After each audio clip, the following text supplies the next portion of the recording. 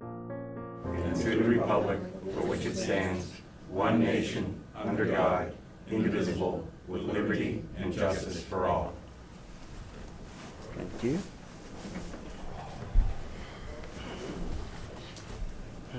Okay.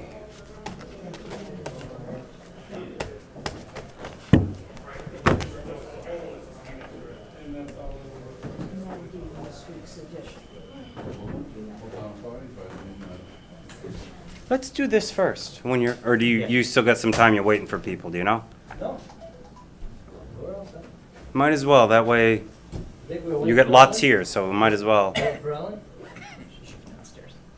Yes, that's a good point. She might not be. Do you think she stayed in to do this earlier? She was right here. Okay. She was hiding in the closet. Perfect.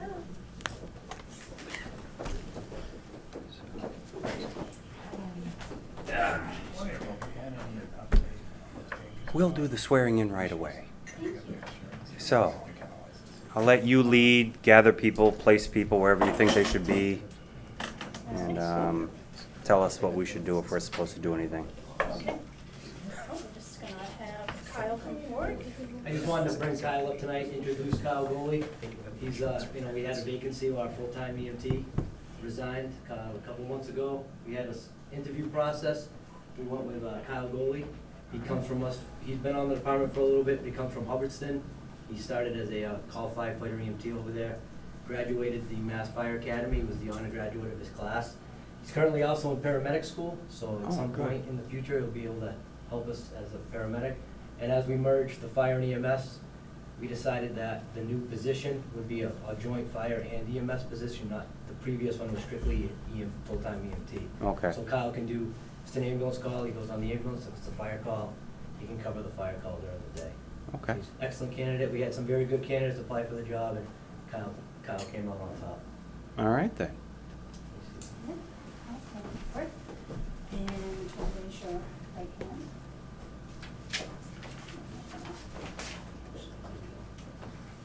This with no left.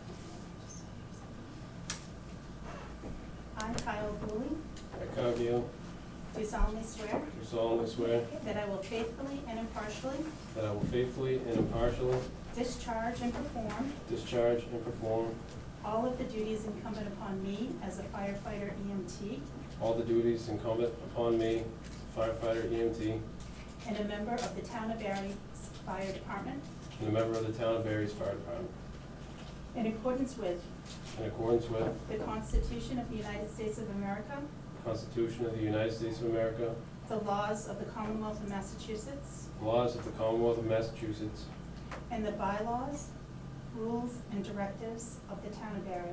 and the bylaws, rules, and directives of the Town of Barre. I will do so agreeably I will do so agreeably and to the best of my knowledge and ability, and to the best of my knowledge and ability, in an effort to preserve life in an effort to preserve life and property and property from the elements of fire and disaster. from the elements of fire and disaster, So help me God. so help me God. Congratulations. Welcome. Congratulations, Kyle. And we have his badge, his official badge. This is white hand, by the way. Don't stick to me either. Shove it. Flesh counts, just push it in there.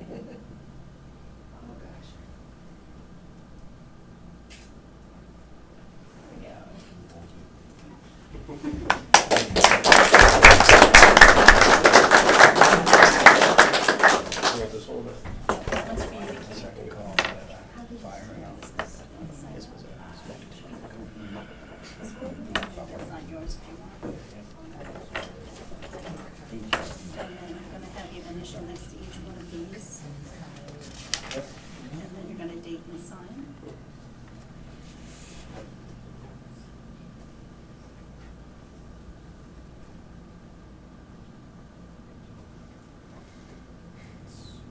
Six.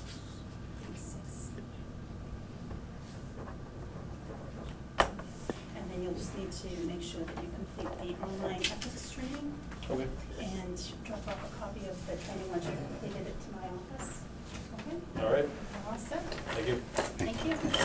Thank you, Alan. Thank you. Thanks a lot for everybody showing up with the support. Thank you.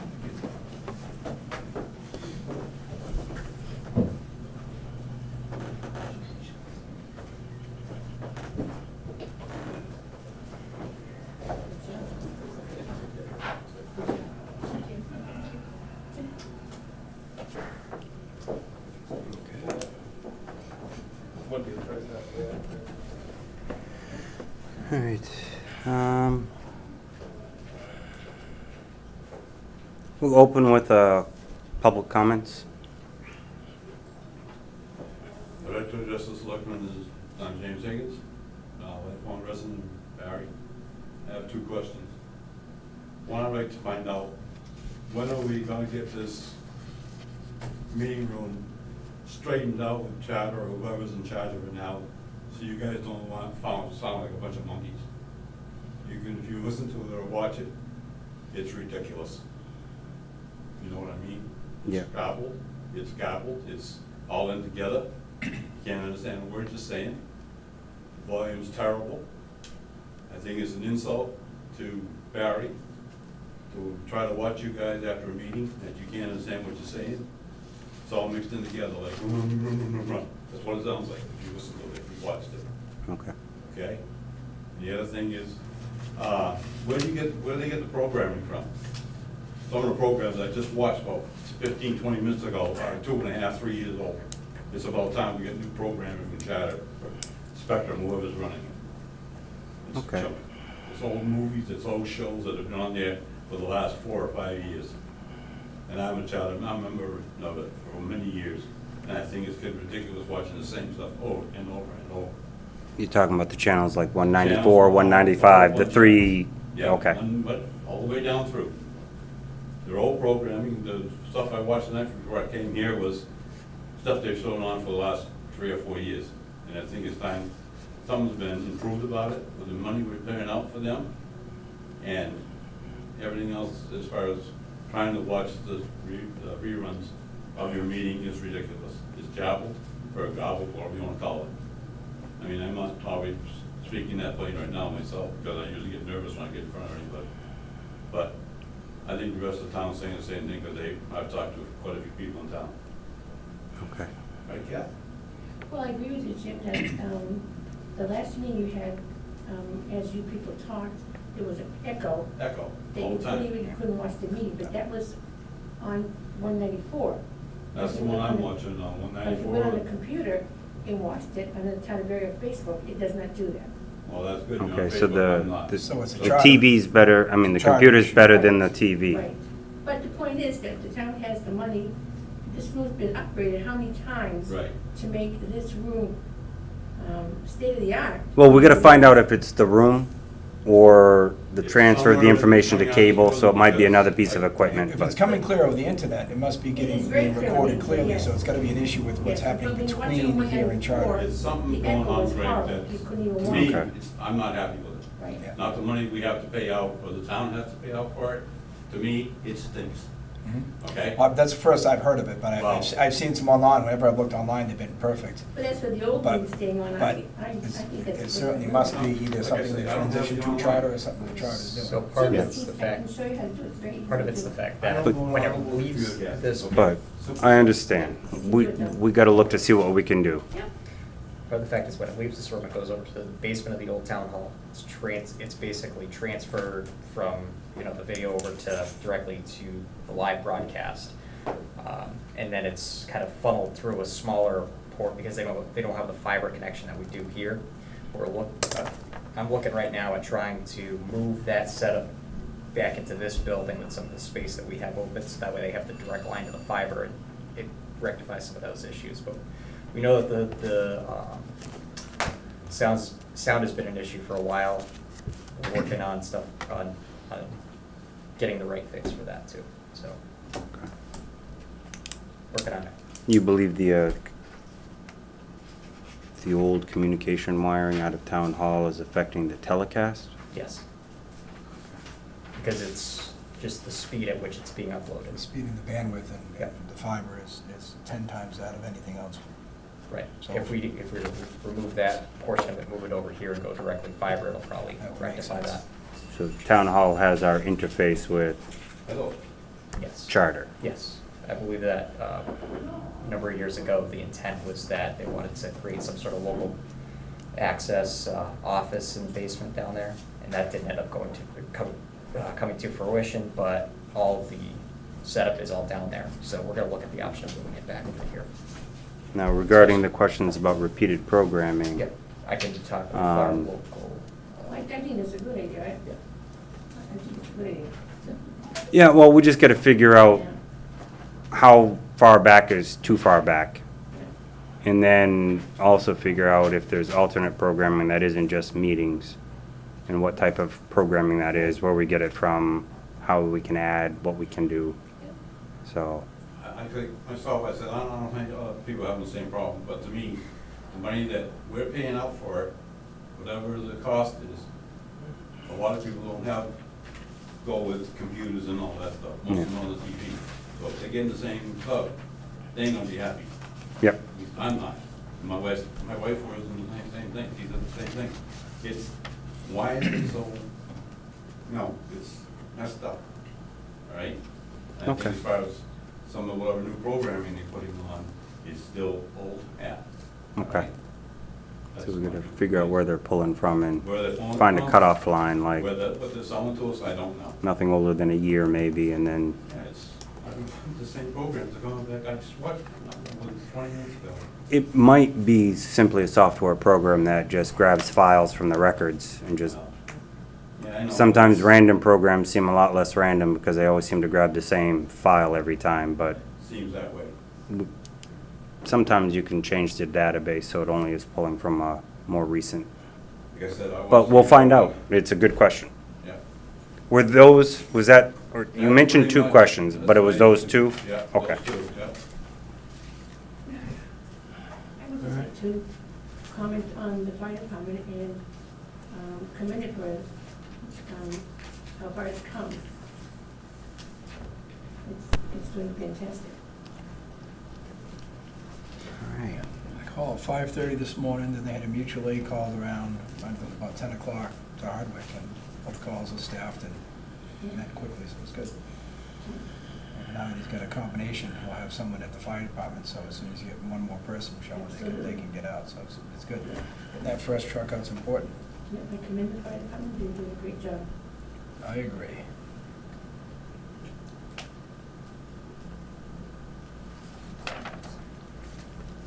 Thank you. I just add a little bit more to that, I didn't get a chance to ask them. But both be under the fire jurisdiction, why don't they just put everything already under EMS, In the budget? on the whole budget, instead of having fire and ambulance personnel? Put them My all in. understanding, it has something to do with the funding mechanism, because the ambulance receipts from the year before are intended to be spent towards the ambulance budget. Right. So we Absolutely. create the separate Right, ambulance so yeah. budget. Okay, It's more of an accounting thing to show this money is here and it's set aside for that, and that the ambulance budget isn't intended to be larger than the Well, I expected just revenues. Trying to find out why separate is.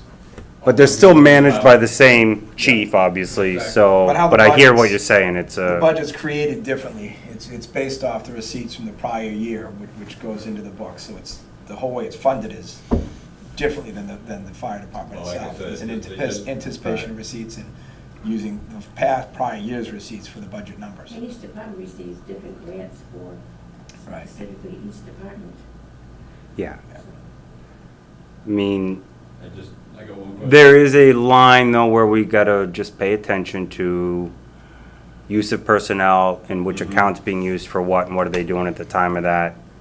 But that's really getting into the Yeah, I weeds, and you understand. gotta just kinda trust the chief to use that appropriately. But the ambulances don't come out of are they gonna combine everything with one budget? Are they still gonna be separate budgets because they never were? There's still gonna be separate budgets, an ambulance budget and a fire department budget. Okay, That's my understanding. I don't know how we can really get out of that accounting-wise right now. Nor do I necessarily think it's useful to get out of that. I think it's actually better for us to have well, the they're two gonna be separate detailed budgets so we better you know, understand. bills, but, you know, I just curious. all. Yeah. If anything, we'll look at it, integration of the personnel lines, but I think equipment and operations still remain separate. Yeah, but the ambulance salaries are the Right, major yeah. portion of their budget, which is also Just thinking now that- comparing receipts to, It's technically one department, but I think as far as the personnel stuff, as far as integrating it, maybe a little bit better now we're creating the positions of firefighter EMTs, so that way it's not trying to split hairs with what account is one person being paid on. Well, it's still Yeah, I two see very what you're different saying. departments, because at this point, we're staffing the ambulance, ALS service 24 hours a day. That service in itself has to be staffed and has to have personnel. We don't staff the fire department. This is our first time to staff a firefighter during the working hours of the day specifically. So we have one there in a very small amount, but we staff that 24 hours a day at ALS service. And that's gonna be the big difference. We may or may not get to move towards more firefighters. So now we have an inspector in the fire department, and we'll have a firefighter over there, so we have a couple, but the salaries are still very different and offset, and the ambulance is the thing we have to staff 24. So I think it's smart to still keep it separate. It's very easy to delineate between the two. no. And just now that he has a firefighter EMT, he can fill in on the EMT side if he needs to. For sure, a lot of times what we're waiting for, not the first truck, but when we get a second call, we want to send the second truck, we're waiting for a second. And if we have a firefighter EMT in the station, he can go with that second. Yeah. You know, it means one less person on call in the fire truck, not the end of the world, but it gives us an extra EMT available to go immediately, which I think is important, because that's where our money comes back in. Yeah. We're not getting anything off the fire trucks. So that's generally the understanding of the budgeting and the, That kind of answers my question, because if you get, like you say, you get the extra men already there. So Yeah. they can jump on the ambulance and second one call comes in for it. So it's, you still got two separate departments, two separate personnel, so as long as they're in the department already, you get paid by whatever. Right. They're already there. and similarly, the fire chief's salary only shows up in the fire department budget. It's Okay. not split between the two, so it's, All right. you're right, there's, yeah. It's more of the fire chief is running both departments than it's one department. Well, Is a better way to look at it. It was separate, Greg, until many, so just about roughly Well, years ago. they still are. They're technically the headquarters is over in the new public service building with the police. Right. That's where the headquarters is. Yeah. You know, due to the cable issues and not being able to fax and things, they spend most of the time still over at the firehouse. And it's set up better with a better kitchen and in a place they can sleep when they're in the overnight shift. So they gotta be there for the foreseeable Oh, I future, understand but that. they're still basically based out of the other building. Okay, well, we're talking about that. Yeah. What's the holdup on not getting the radio equipment up to date? That's a great question. Why? I'd love to why- know the answer. Why does it take so long? I'd love to know the answer. I mean, the building's been up for almost 2 years now. Mhm. It's about time. Somebody got off their can and went after whoever's in charge. I'm not pointing fingers. Well, the But gentleman we it's had nice. doing our IT, he seemed to be slow in getting projects done. He gave us estimates and time that didn't seem to pan out. Yeah. And he's no longer in our employ, we have somebody new, so it's gonna be a matter of time. Hopefully within a month or so, you'll have answers for anything and everything with new services, but, no, yes. I'm just wondering what's still outstanding. 'cause- Oh, I'm just saying, we don't have the. Did you get all the copper lines in for the Yeah, fax and everything's everything in. else they Okay, needed? Everything is in. There we go. So. So really, what's Yeah. outstanding is they don't really have the kitchen services in that building or space for it that they have up at the Just fire at this station. point, right now, operationally, it makes a lot more sense for them to be working out of Station 1 than separately, Yeah. so. So what's the operation- plan? the Moving forward operationally, what's the for right plan? now, operationally is, I'll defer to the chief on this, but basically status quo unless something significantly changes, because right now the fireman and ambulance work together in Station 1.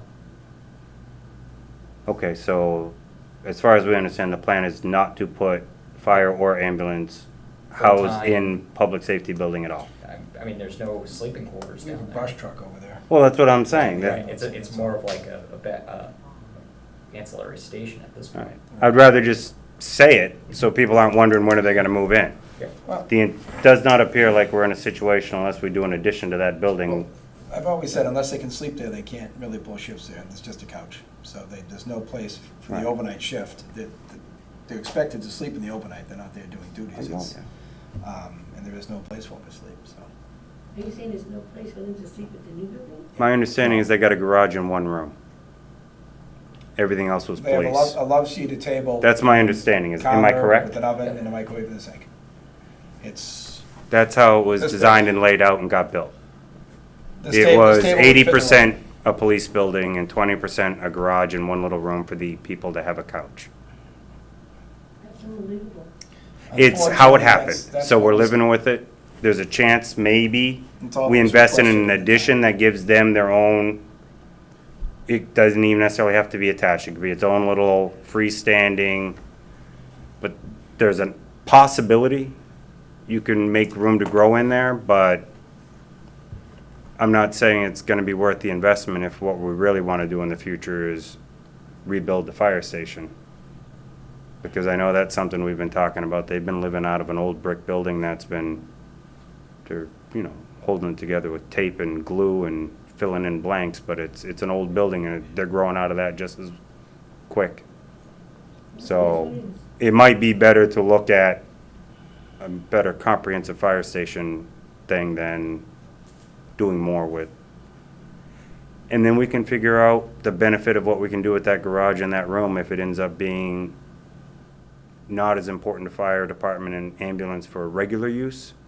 Could be a good place to store equipment, could be a variety of things could come out of it, but Could be a doesn't very- sound like Very nice it's- place to store the hazmat trailer, and the rescue trailer, and the quad trailer. And there's so it'd something have like to be that. something But- big, right, that that's could be exactly what I something for it, meant. but it's- Things but that, that's by what- storing it, it's better protected, it's not sitting in a parking garage, weatherized and all that.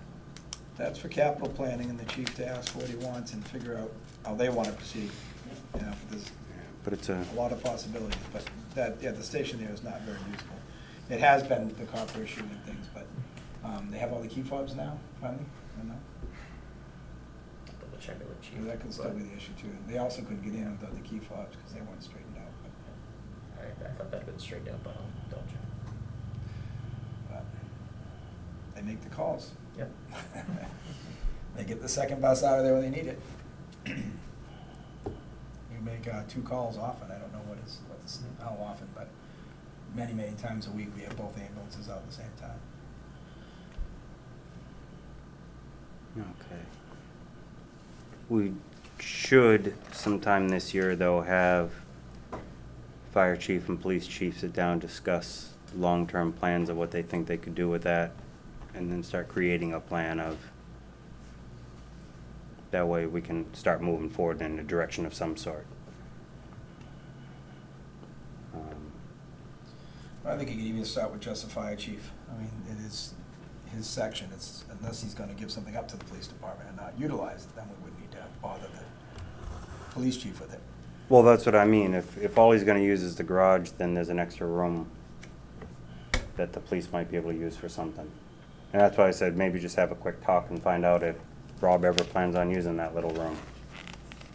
I don't even know what they do over there, if they have anything in there. I mean, Me either, so that's why it's just worth asking the question and well, they figure it could use out. it for equipment storage, they could use it for medical storage. You know, they have to store their stuff Yeah. someplace, the supplies. Might be a good place for a lockup over there too, separate from, because there's really no lockup over in Station 1. So I Okay. don't know what they do with the meds now. That might be what and they're that doing may- now. May be a great place for it there too, Okay. but worth asking. And I would doubt if he plans to utilize and keep trucks there. Bays are good, but the other space is not. All right. Any other public comments, new topic? Otherwise, we'll get on to the regular agenda. Okay.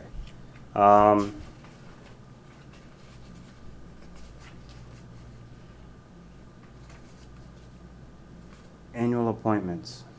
So, I've been working on this with Alan. Apparently there was a little bit of a glitch, as we saw in the last few meetings ago, trying to get the appointments all straightened out. We have a meeting with, or we have a call scheduled on Wednesday with the vendor to try to get all of our all the appointments and all the glitches out of the system, make sure that we're presenting an actual list of the appointments that are due to you for this year.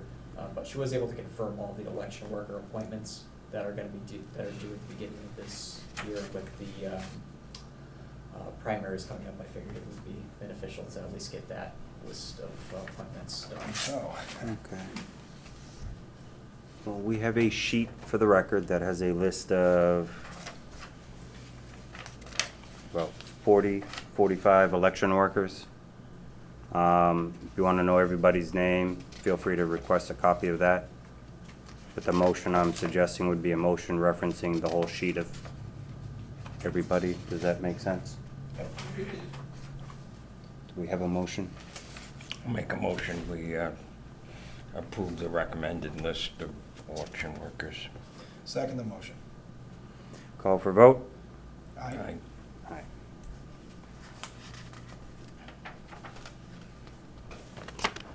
Done. Next on the list is Back to minutes. FY18, oh, right, I guess I could do that.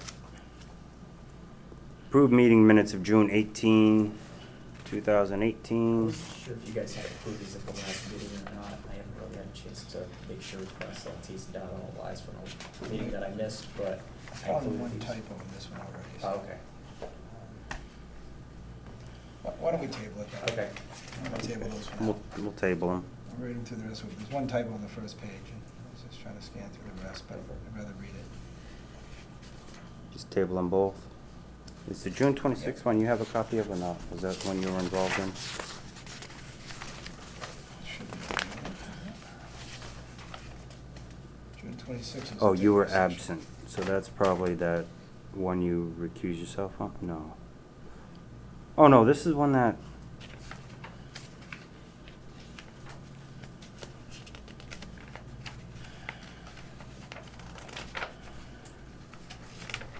That's the one I didn't get a notice of.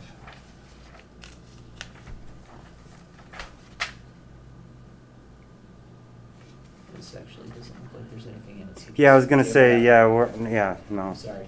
I saw it on the list and I just went in and printed it off. So that, It just goes to executive session and that's it. okay. So yeah, we'll table, revise, et cetera, those. Sorry about that. FY18 appropriation transfers. Alright, so here are the appropriation transfers as proposed by the accountant. I'm trying to get a finance committee affirmed for this Thursday to review and approve them. I want to present them to you to see if you want to take tentative action pending finance committee's approval tonight or hold off until the next meeting.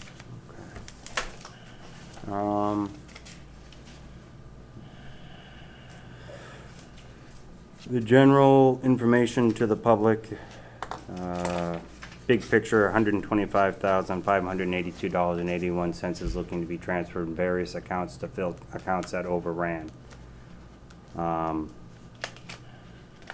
That's just over 1%? Am I doing my math right? Of the budget? Yeah, just So, we had again, we have the list here. I am comfortable with it.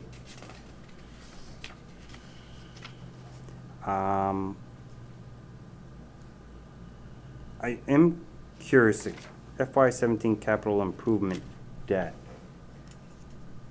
being transferred from the bottom section. Mhm.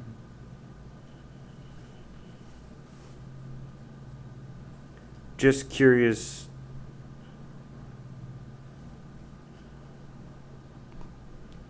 I just found it interesting, we're transferring from an FY17 It was an F, number to an FY18. but it was just the way that the line was labeled. Because Okay. you create a line item. Okay, it was in a budget. FY18 budget item referencing an FY17 Yeah. debt, Yeah. okay. All right, it just threw me for a loop when I read that, I was like, I missed that earlier. Okay. I mean, I'm comfortable with it at the moment, I don't know if you gentlemen have any questions or thoughts you wanna, No. No, looks fine. We have a motion for the Board of Selectmen to approve pending, and then Finance Committee can make their own vote.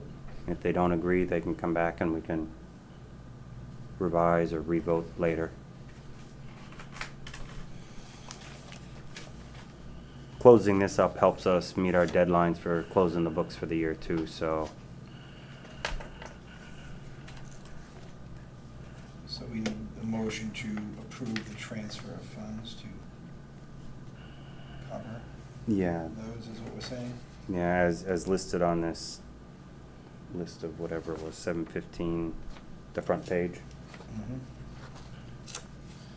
I'll second.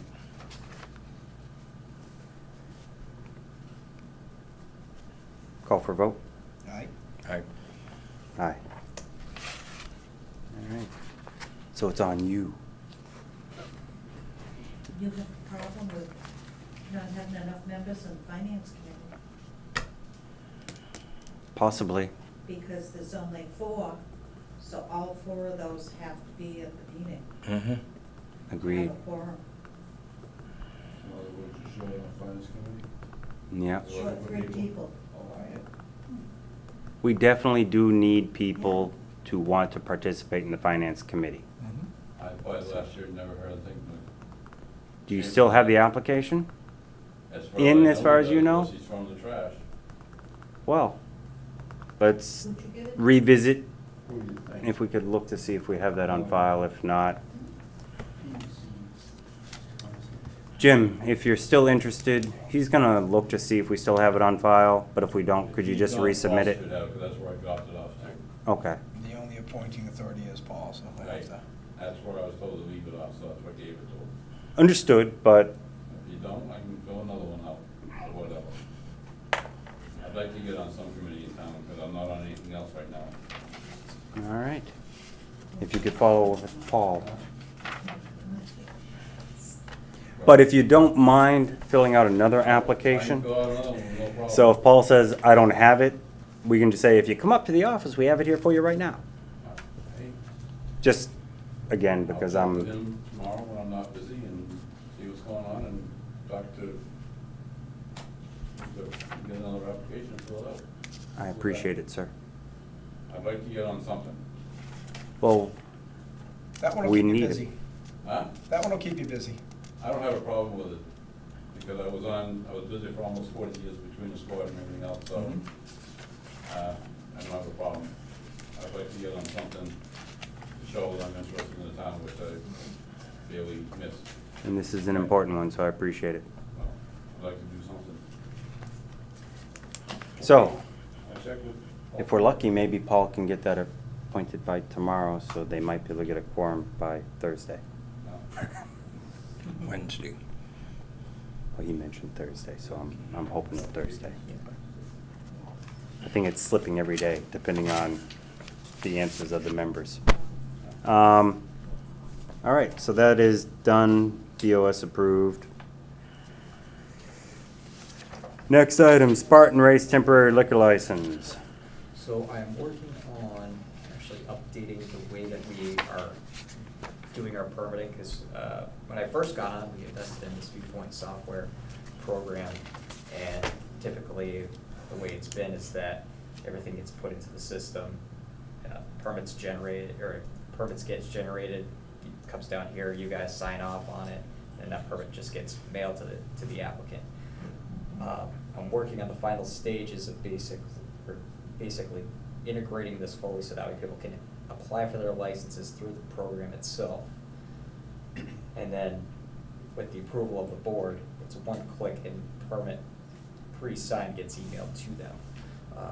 So rather than bringing you guys a copy of a license that says here with your signature, it's gonna get mailed to them with a signature on the application itself. They'll get a digital copy of your signature instead. So that's why you don't have like a physical license here. Okay. With these ones, I'm just letting you guys know if you're wondering where to sign. I Okay. can go back and print one up if you want, but I'm hoping to move to this type, kind of bring us a little bit more to the 21st century. Yeah, we're almost there here. Almost there, knocking on the door. Okay now. So if you guys do approve the license, you could just sign like somewhere on the second page, just so that way I have a record of approval.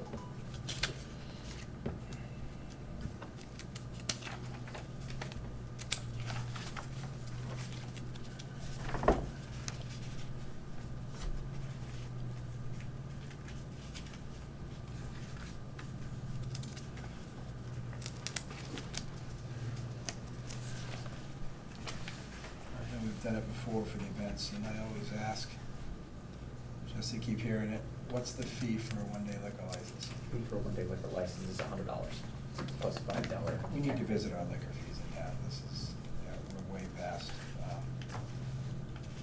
It should be an avenue to collect a little more money on fees like that. I mean, if the fee becomes extravagant, no one will do it, and you don't want to cut people out of it. But I think there's reasonable money made from people selling alcohol, and it's certainly reasonable to get a better fee.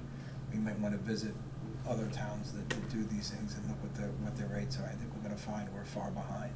From the last time I kind of looked at, not here, but the last time I looked at overall rates, the one-day license fee is pretty, it's on par. I think it's more of our annual fees might be a little bit lacking at this point, but I'll do another survey and see where the I'd like market's to at. check them both so we can visit in the future and some fee schedules, like other things we looked at, that just haven't been visited for 20 years in town, and we need to look at these and get them updated. But I'll make a motion to approve the one-day liquor license for the event.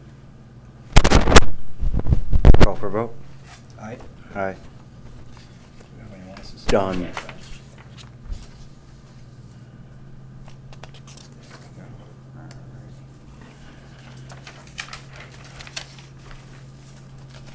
Just sign this page and get a digital form and send it to me.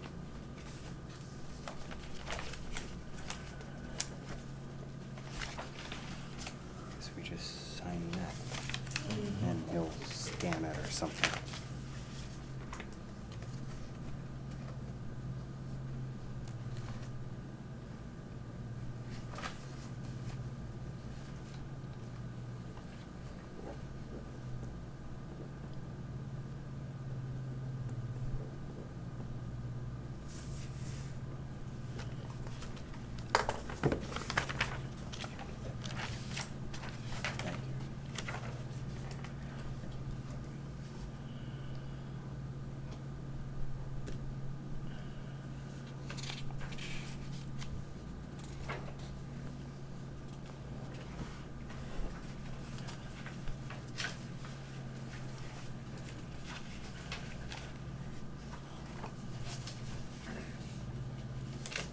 I have a question about, Jimmy being on the finance committee.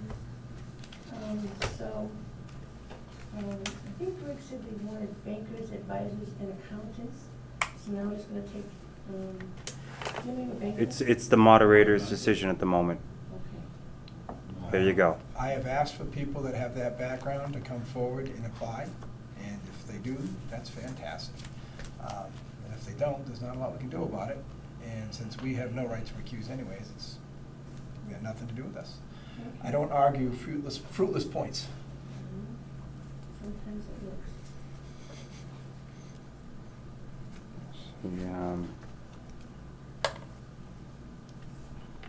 All right, next item, CMRPC Grant Administration Agreement, am I correct? Yes, so we received a $39,000 grant from the state for Green Communities Grant for upgrades to the insulation and heating system in Station 1, and also the installation of a electric vehicle charging station at this building. So part of the grant application is also $7,500 that goes toward the grant, toward grant administration. Since CMRPC basically did all the legwork in submitting the grant for us, they'll also do that grant administration stuff, the amount of money that they put in. So this basically just authorizes them to act on behalf of the town as grant administrator to green communities. Okay.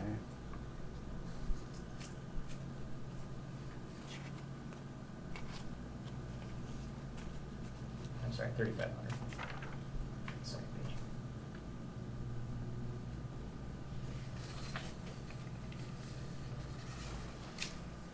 page.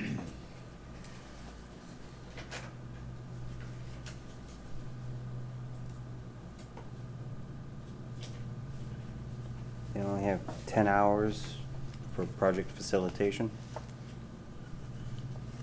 That's roughly how it breaks down.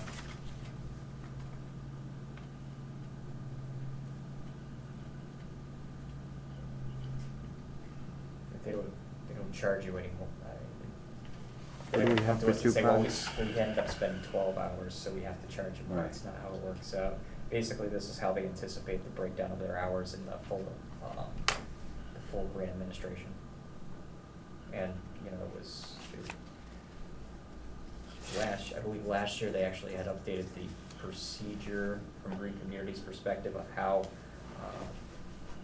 how they kind of give out the money and the grant manager does it. So it went very seamless last year with the lighting upgrades. So I think that they have a pretty good handle as far as how much facilitation that they're gonna need to do. It's basically act as liaison between the town and the contractor that the state has already pre-approved.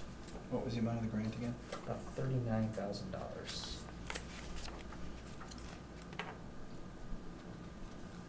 Close to 10% for our admin fee.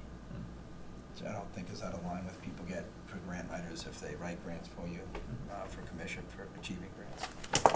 So I don't have a problem with that. I make a motion to approve this memorandum in CMRPC to manage this grant for us with the fee of $3,500. I will second. Call for vote. Aye. Aye. Do you have a copy of this from this side?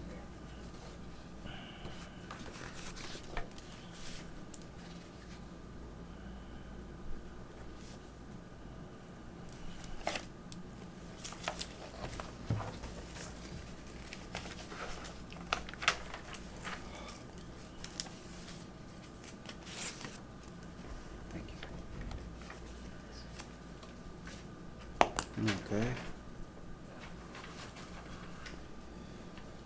And then the CMRPC Delegate. So I have information there about how annually the planning board selects a alternate, or I'm sorry, the select board selects an alternate for the planning board member to represent the town for CMRPC. Last year, Phil Hubbard was the appointed member.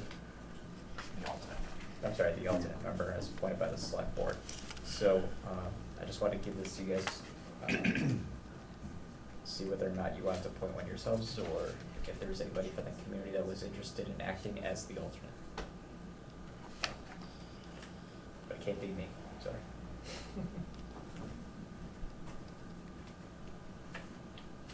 So the member has to be on the planning board, the alternate just has to be a resident. Yes. How soon do they need this? Can we open this up and let people volunteer if they'd like? Yeah, I'm sure that they don't mind. It doesn't give us a. Doesn't mean Phil wouldn't want to volunteer Right, and do it right, again, right. but I mean. I mean, basically, the next quarterly meeting is September 13th. That's just basically when they would have to be appointed by if the planning board delegate isn't available. So, really, I think that they can get that at any time. So we have to do, I also have to do the delegate as well. We appoint the delegate. The planning board appoints the delegate, the select board appoints the alternate. Okay. Just reading both on the page, that's why I said it, but I did read that.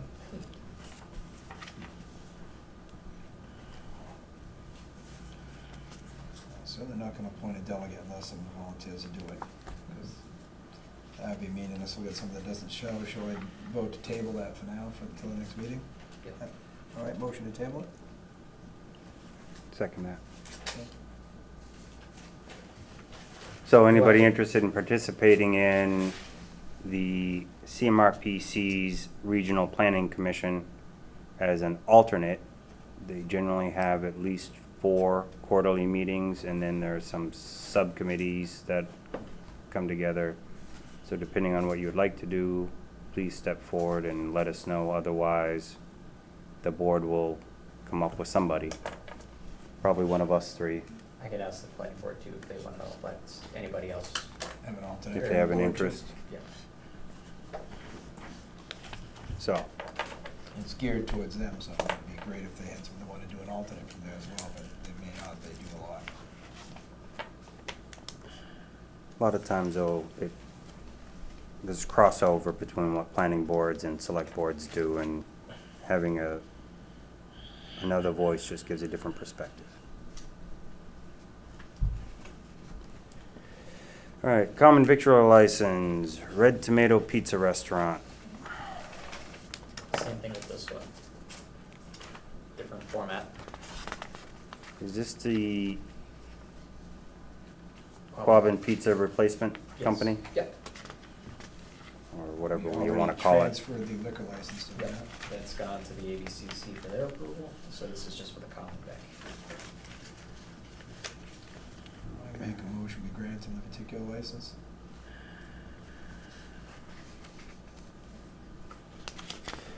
As We have a second? Red Tomato Pizza. You make oh, okay, second. Call for a vote? Aye. Aye.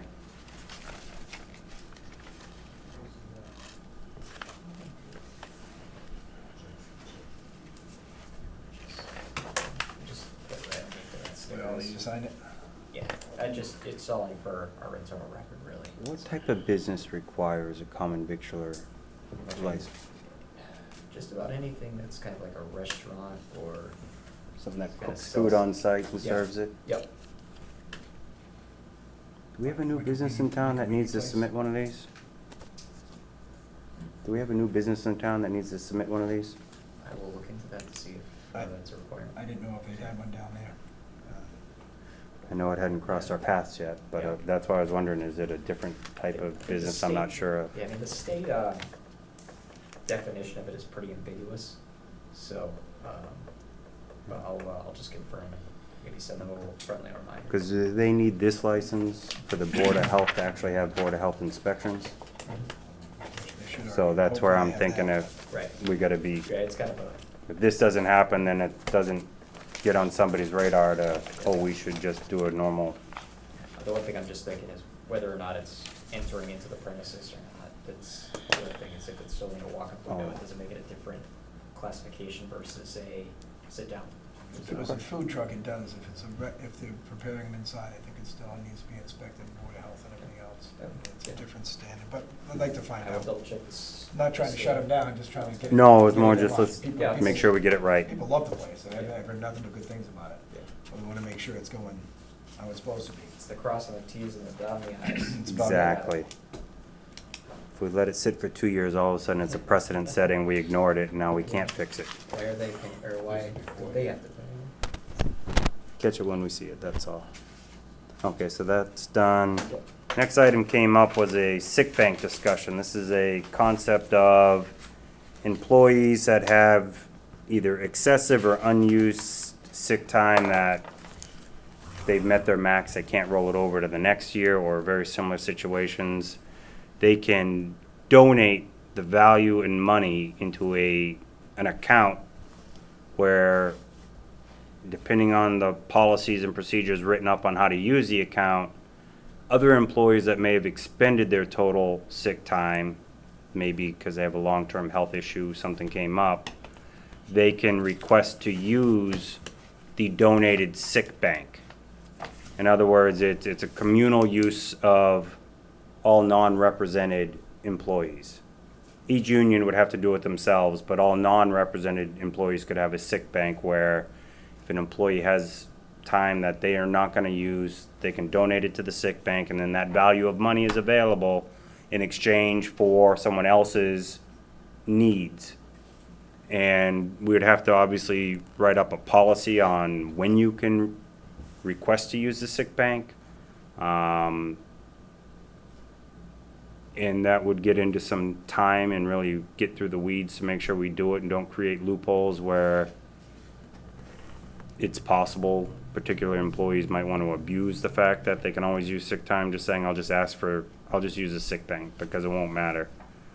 So that is a concern, but the other thing is the positive is sometimes even if it's not your own health, but your family, and you need family medical, leave, you're constantly taking it, you run out of sick time, but someone you love is still at home and needs care, and you need to be able to split up your week and do some things to keep it going, this could help people in those situations. It was brought to our attention by an employee that they thought it might be a good idea for us to review and discuss. So that's the topic, and I'm just laying it out for discussion. Yeah. Thoughts? So, I just. So you're saying that everyone's entitled to 15 sick days a year. So if they reach their 15 sick days, if the next year comes, they get another 15, but they already have 15, they can donate that 15? What's No. what's the accrual amount of No. days we have for sick days? My understanding is you can max out at like 700 hours. I believe that's it, off the top of my You head. get 15 a year you accrue, but if you don't use it, it keeps adding and rolling for your career here in the town. Right. So if you're someone that says maybe you reach, and I don't know if 700 is the right number, but if we throw out 700, and you reach a point where you got 400 and you're like, I don't ever expect to need to use a full year of sick time in my last 2 years before I retire, whatever. You can take a portion of your sick time and put it into this bank. Now, you no longer can use it outside of the policies that allow use of that sick bank. So it's no longer the same rules that allow you to use that sick time like you would have if it was your own accrued sick time. But it also means any other employee could make an application through the town administrator, HR, and request to use sick time in the bank that other employees have stored in there over time. So any other employee that's either maybe you've reached your 728 max hours and you still got at least 5 years left in your career. So every year you got 15 hours just being thrown away. So every year you just throw 15 hours into that sick bank. The bigger concern there when you start looking at long term is setting up the right financial policies so we fund that so it doesn't create an unexpected huge bang to someone's operational budget, because this isn't expected to be used that year nor. Now, it's interesting if an employee leaves, resigns, whatever, we still owe them, I think, that 720 some hours if they accrued it all. So That's it. is it only vacation that you get? You only get vacation time, and I think that there's at a certain amount of years you might get a certain portion of that sick time, but you never get the full value. Okay. So that would but either way, every once in a while we have that just with employee turnover, this unexpected hit. How do I deal with the 2, 4, 6, however many weeks of vacation we got to pay out? If we're doing a sick bank, we've got to look at it in a bigger picture and the long-term impact of, okay, something really bad happened, but we know that they should get through it in 6 months, but they might need to use as much sick time as they can to handle the situation. The sick bank gives that opportunity. It can also give a whole bunch of headaches based on everybody and what they think about everybody else, and we'll just leave it at that. It becomes very subjective in how someone feels, well, how sick are they, or how sick is someone else, which would eventually just add another nightmare to any select board, because we're gonna be the ones that everybody's saying, how sick are they? When the truth is, if the program's set up and the policies are in place, we're just following a policy. That policy, apparently, it's the Board of Selectmen's to create and approve and enact. The key is you can only create it if you also create the financial plan to fund it. So that if it does happen, it's meeting the intent and it's funded so it doesn't throw off a fiscal year's budget or give us another 125,000 transfer at the end of the year because things just happened we couldn't deal with. Well, first of all, how many towns would do this, Andrew, do you know? I mean, there's a number of towns that do this, but in a technical sense, we've actually, under the police union, have already adopted this procedure, but it hasn't been officially created yet. This request to bring it up was by somebody who was a non-union member who wanted to donate to a sick bank, stating that it had been established. I did speak with Labor Council on this, and he basically had said that, you know, this is pretty much just relegated to those in that union to use as a sick bank. And it clearly states too that it's to be administered by a committee, and that committee being 2 members of the union, the police chief and myself. So going outside of that, anybody else who's, you know, looking to establish a sick bank, it would have to be under its own specific terms, whether it be the non-union employees or the, you know, the DPW union itself. Because I know that I did have a request from the DPW union shortly after this to look into a similar type arrangement. But that might be subject to collective bargaining rather than just establishing it. They would have to, right, the next time around, introduce that. I think it's a good idea, but are you saying that, say I worked my year and I've only used up, no, we're talking days here, not hours, correct?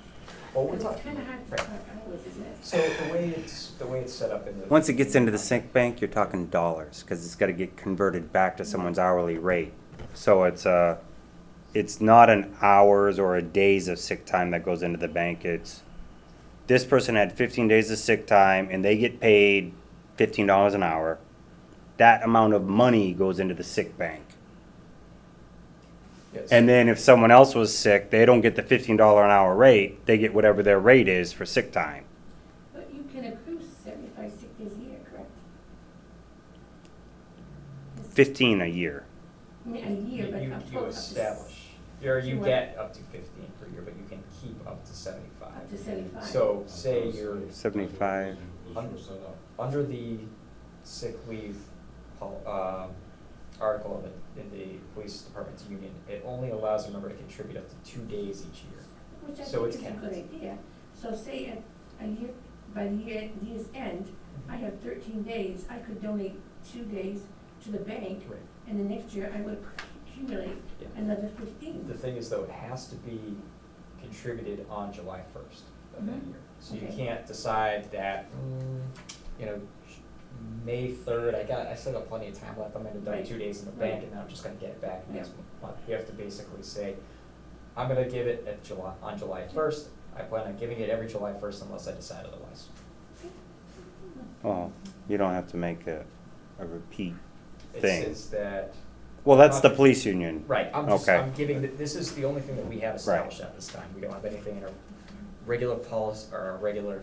And their contributions need to be made prior to July 1st, and no one contributed, therefore they have an unfunded bank at this point. Right, And the next chance to fund it is before next July 1st. right, that's where we stand. Is there a window, or do they have until next July 1st, so they got all year now to do They it? may commit to donate it anytime between now and next July 1st, but it doesn't officially start until they've had a commitment of hours to the bank.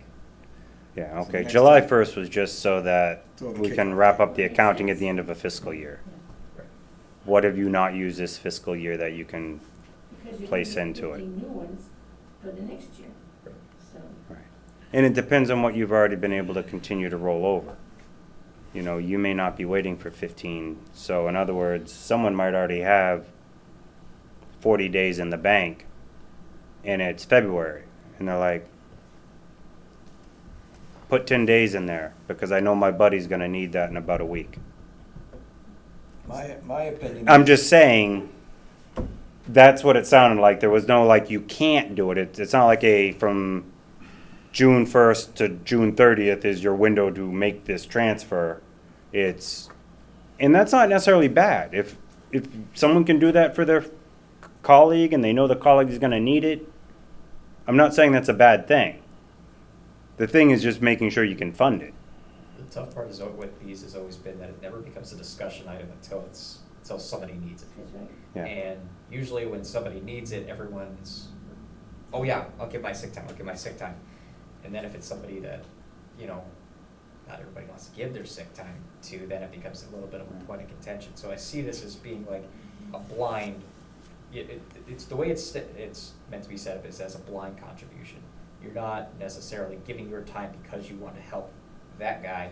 You want to do it because it could help anybody else. Right. So.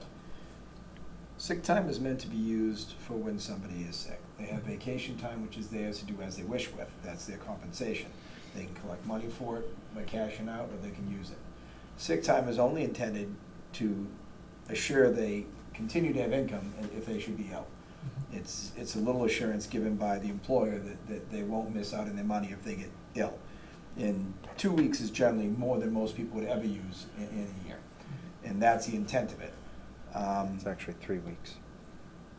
Just to clarify, it's And 5 working days, 15 days. 3 weeks is once again, I might be sick 5 days in a year. I don't work, if that. Very unusual.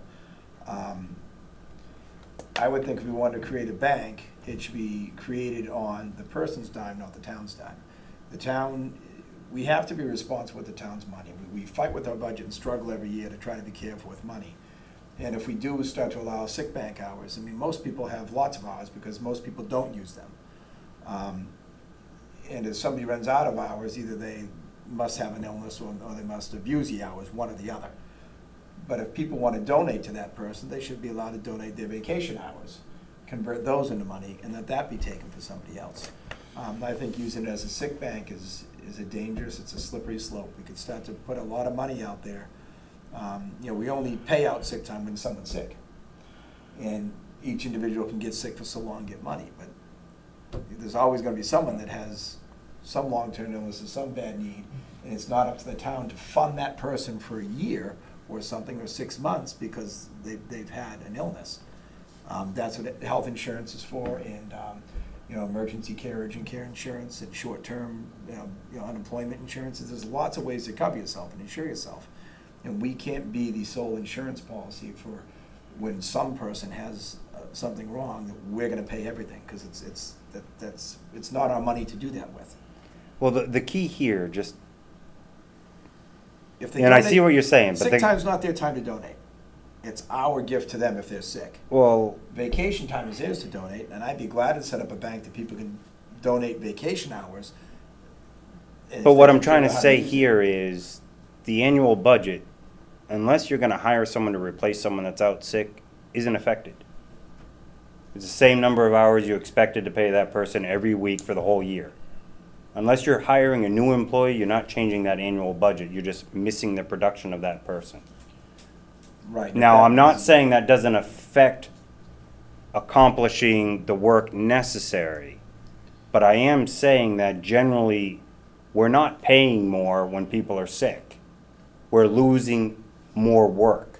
The one exception to that, it might be the police department though, and the fact that you always have to have, you pretty much have the same amount of people on at one time, so if somebody's Right, calling but that's sick, union, so they're that's a getting- different topic, and they already approved it. You're saying they're getting paid while somebody else is coming in and now working overtime, so that's the only real situation where you're gonna be losing money to have somebody really take And a we've sick discussed, we may have the same thing long-term with DPW. We've been without Mr. Ward for quite a while, and we don't know if or when he's gonna be able to come back, what's happening. And we're getting to the point of looking at maybe a temporary employee down there, so that spot's gonna have to be filled. And we may be losing more personnel. So, we have to take actions to fill these spots. We can't run on a 3-person sewer department with 1 or 2. We need 3. That's the number. And the DPW, it's not like we have 25 people down there. We can't afford to lose these people. They need to be filled back in. And anyone long-term that's gone. If our clerk is out long-term, then our assistant's gonna have to step her hours up to fill in the spot. So we are gonna pay, in most cases, to fill those spots. So I disagree that it's not gonna cost us anything. It will cost us. And it's already set that we can pay 15 days. But if that 15 days can become 90 days, then we're absolutely gonna have to fill it. It's gonna be an encumbered expense upon this board in this town. And it's not something we should take on for the town. If the town wanted to vote for this meeting and say, yeah, we'll take the expense, and that's the town's choice. I don't think we should spend the money that way. If people have vacation time and say, you know what, I have 300 hours of vacation, I'll give 10 hours of vacation into that. convert it to cash, and that's available to help somebody in need, that's a great way to go. And that's a real give. That's not, here, I'll give you something I'm not gonna use. And I'm willing to No, I set follow that what up you're and saying. entertain it, but not the sick. I don't think that's a wise way. But vacation, donating vacation time for a sick bank, though, not Right. vacation time for Right. any personal time bank. Donation to the sick In bank. other words, must it's not be- like I want a must- 2-week vacation and I have it. No, it's not. Okay, no, I just wanted to make sure I was No. hearing you If correctly, because people that wanted makes sense to donate for me. sick bank, if someone is extended or they have trouble, or, there's a plethora of things that can make you wanna stay out for a while, and sometimes you just can't afford that luxury. You don't need to be there 24 hours a day, and you can work your work days, but you'd rather not. And if that's available, that's a good thing. But it needs to be donated by people that wanna donate it, not us giving everyone else's money, from the town for it. Right. Jim? Well, talking about all that, as far as what you're saying, Greg, and everything else, if you're gonna bring something like that up, you have to bring up, how many people on DPW have you got the union? I don't As far know as that that, union, that DPW union goes. I don't know the number, but. It's about 8%. Well, that should be about 18 if I'm not too high. Yeah, I was What thinking you got for sewer 13. I water? thought we had like I- 7 For the highway combined, and probably. 3 water, well, 2 water, 3 sewer. You're at about, 11. 11? 11, 12? yeah. Rough. Well, what I'm saying is they've gotta go, discuss it between themselves and go through the union, what they're gonna pay or what you're gonna, cause when I retired, I got paid a certain amount when I got retired. And they paid me a certain amount of I built up for the sick time I had when I retired, they gave me. So you gotta find out exactly what their stipulations are as far as their retirement plan. Find out just exactly what's going on. That's also what I would want to know is, And we're also talking about when they reach a cap, hours that they wouldn't get otherwise There's no throwing in cap. there. I don't think there's a cap in that retirement plan. Well, that, what I would like to know more specifically, less union, is what is our personnel policy regarding sick time you can accumulate and what you do or don't get paid when you leave based on accumulated sick time? Is it none? Is it 80%? Because that's another way of saying if somebody wanted to donate sick time, you cut 5% off of what you can get paid leaving. Or, in other words, we're saving future payouts by letting them donate today to a bank that might not get used until the future, but at least now the money is being, what was going to be paid for retirement is now going to be paid for sick. Or not retirement, but you're almost like your severance, you're leaving the job. So that would potentially, like you're saying, still not affect the town paying more money if we can do the money and show it actually works. And I'm not saying we can't. But I still kind of liked your first thought of, well, if somebody wants to donate vacation, that's something that right now we have, what, a total of 80 hours? How many hours can someone accumulate in vacation? I don't think there's a cap. Oh, no, I'm sorry, you can only carry over 2 weeks. Or half of your, Carry over 2 weeks and then you can use whatever you can annual? accumulate. So if you can get 5 weeks, you can get 7 if you carry 2 over from the year before, which I think is like the max. Our personnel policy now gives you as a potential of 7 weeks when you've been here 15 or 20 years. Kathy? But in the 33 years that I worked here, there were people who abused their sick time. And now you're gonna, the bank is a good idea, I think, but now you're gonna fill the bank, and these people who abuse their sick time, abuse their sick time, are gonna ask for more sick time. I think it's gonna cause a lot of heartache for this board to figure out, should they get it, should they not get it, are they sick enough, are they not sick enough? Right, if someone's taking every Friday off for Absolutely. whatever, and then some medical issue comes up and they need sick time, it's their fault they don't have it. And Absolutely. why should they be rewarded And then afterwards? this board is gonna have And to decide, that's are what I they said. sick enough? My And first the thought other there is if that's the case, it's another reason why we still need a personnel board to cover certain things. They don't have to cover the whole personnel policy and all of that, but there is a role for the personnel board in this town. We just need people that want to participate. we only got one application to be on that personnel board if we were to try to recreate it. When we asked 6 months ago or a year ago, we got one application in, Almost. and it was him. Nobody else even applied. But these are the things where it'd be useful. Again, not heavily time consuming, but when needed, you come, you pay attention. The Board of Selectmen still write the policy on how it gets to be used, but we allow another board, a personnel board, to read the policy and interpret it and apply it. Thus, it's still creates a little separation from the policy maker, from the policy enforcer, and the records, and looking at creating a standard so that, okay, this is the precedent on, now you've got to maintain. So that board would have to look at previous precedents. They can't rewrite the story every time. It's got to be consistent. These were things that I would, if we were to go this far with it, that's where I'd like us to end up. That's my thought, but you look like you wanted to say something, Charlie. Yeah, we had it where I used to work with the state, and Kathy, what you were saying for abuse, it was right for some serious abuse, because we could accumulate, believe it or not, sick time unlimited. We didn't get paid for it when we left, and then we'd have these people that were constantly using sick time. I won't say they weren't sick. I can't prove they weren't, but I can't prove they really were neither. But we were always a little skeptical, you might say. And then they'd really get sick. They'd have a heart attack or something. They wouldn't have any sick days. And it's like we accumulated a lot of time. It was like 10 hours a month or something. And, you know, if you're there 15 or 20 years, you can have some serious time accumulated.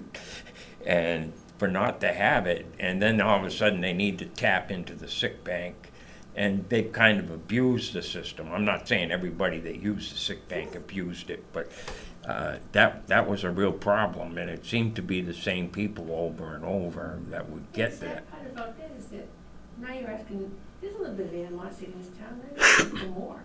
Does this town need it? Yeah, I mean, yeah, and that was sounds good, but it needs, I don't know. that was a problem, and then you had to make the decision at the beginning of the fiscal year whether you wanted to put in. You couldn't just say in February, oh, so-and-so is real sick, I want to put in. And if you didn't put in, you couldn't participate in it. I make a motion that we pass on this issue at this time. No second. Take no action on it. Just as an FYI, so it's 600 hours is the cap under our personnel policy. The only way to get paid out is is upon retirement. You can get up to 480 hours. Okay. Right. But that's like another unfunded payout that when it just happens, okay, we got to come up with it. Not gonna retire. Yeah. Retirement's the only.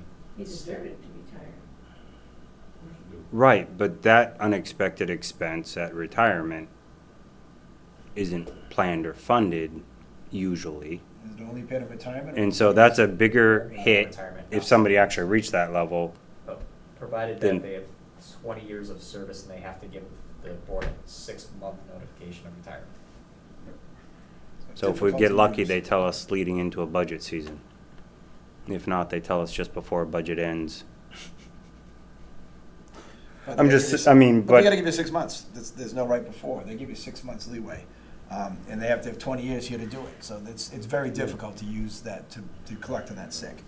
So, Well, I'm not saying it's likely. I hear you. But I did realize that this email requested that I read the email, so I will do that. Faye Zukowski sent an email July 19th, 2018, to the Board of Selectmen and Andrew Goehle, the town administrator. Good afternoon. I am writing today to request the board have a discussion at their next meeting to possibly establish a sick bank for the employees of the town to donate to or use from. It is my understanding that the police union had approved the establishment of a sick bank with their union contract. I had discussed this with Andrew upon my resignation, and he explained he did not feel that a sick bank was a good idea as it could be a liability to the town, and I cannot disagree with him more. However, in the past week or so, I have learned that one of the Barre officers, Trevor McNeil's daughter, is fighting for her life at Boston's Children's Hospital. A plumfund.com has been established to help this little family. In the description on the Plum Fund, it explained that his fiance will be out of work, basically living in Boston with a baby girl, and Trevor is unable to take the time off, nor does he have enough sick time to allow him to spend these critical days with her. I do know that I have enough to help him, and am requesting the board establish a sick bank and a committee to oversee the sick bank. So I am requesting the board discuss and hopefully establish this fund. Please read this email as correspondence. Sincerely, Faye Zukowski. So, statement was made. She provided an example of when it seems like it might be a good use. We've also had several comments about where you'll never be able to prove it if it's not, but then how do you say no to someone that may actually be having issues? So we had our discussion to start with. We'll Would you put it need to rest for now. Would you need to establish a sick bank? In this scenario, couldn't people just donate their time anyways if they felt like it? Not legally. No.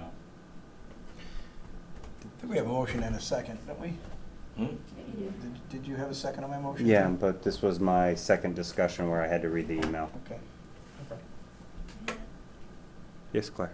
We, at the Sterling Light, when I worked there, there was a guy that had family problems and that, and we donated sick time to him.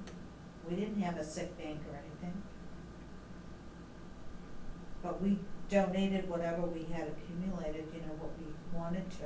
I don't know what the policies there were, or whether it was done to the letter of the law.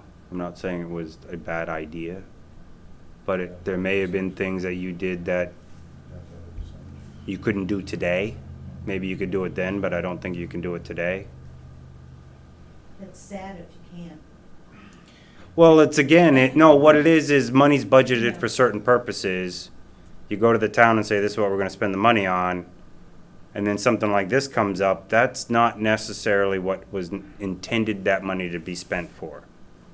So without having a policy that allows that, people don't know that that is how it could be reused later after you vote at town meeting. So that's why I'm saying I think it's a fine line on what we could do today versus what you might have been able to do when you were with Sterling. And I don't know that timeline, so I'm just guessing.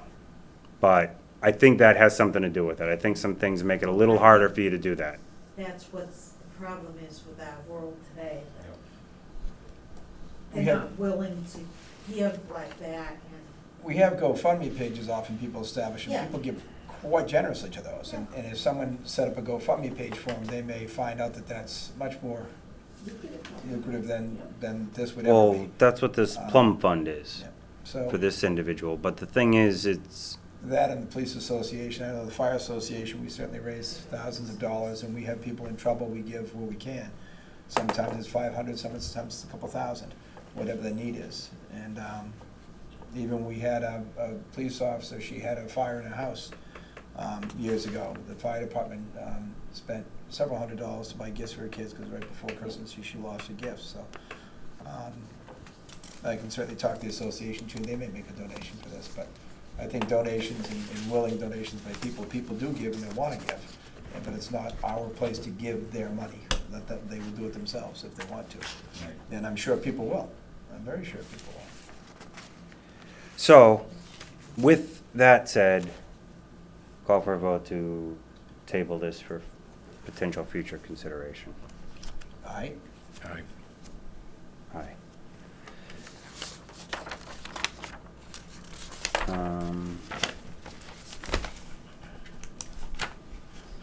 All right, we have someone looking to be on a committee, Dennis Dextradeur,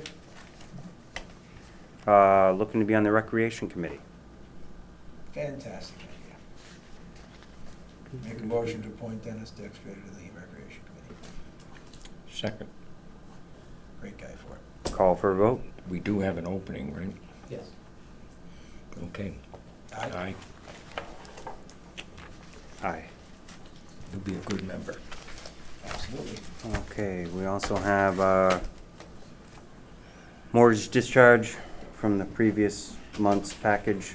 Yeah, so council did review this pretty extensively, was able to confirm that all of the conditions had been met with the discharge, and so now the property owner is looking to sell, needs the official discharge voted on by the Board of Selectmen, so that way they can sell the property.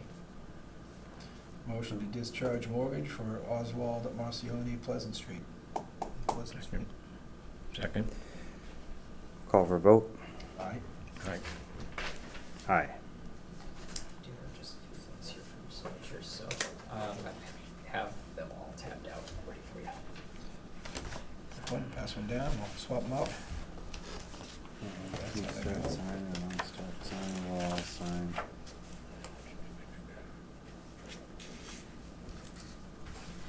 Just the one on each, in each package? Yeah. I'll have Ellen notarize those tomorrow.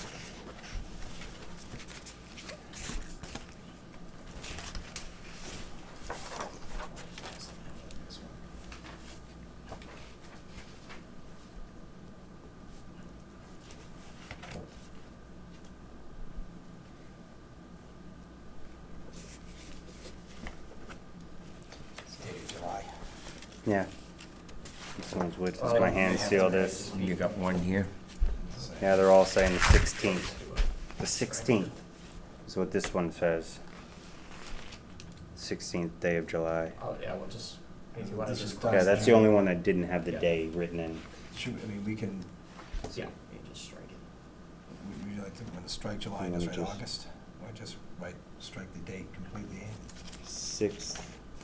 I'm just gonna strike July here, because we don't have the date August. yet. Is that gonna make this not usable now, Yeah, but just with put an a- initial? Yeah, just initial next to it. But why don't we let you do all of them? Yeah, I got you, and then it'll be Yes, the it's- chairman's initial or Right, so whatever. they're all initialed by the chairs, a date change, and we'll have them all signed. Perfect. Just, strike July, so I can strike in that right the best. Don't wanna hold them up when they get that, and it's the wrong date on it. Yeah. It's another 2 weeks.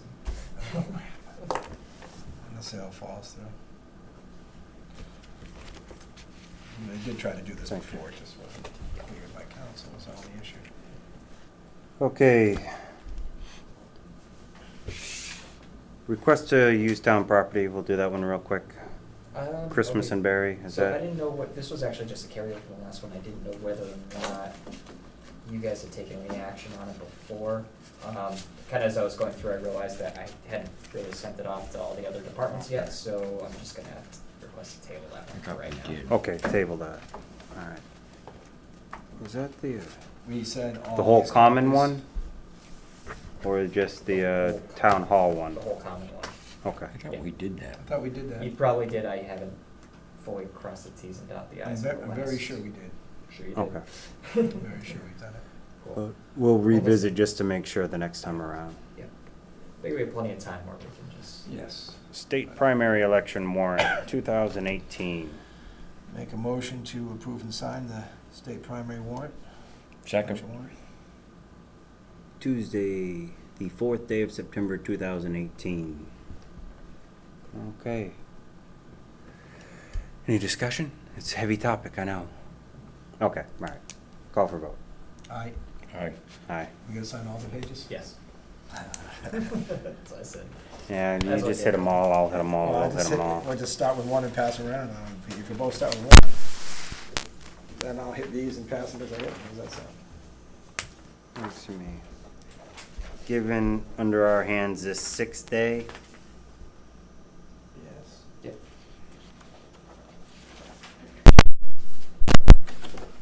I'll let you do. I'll catch them on the way through. Okay.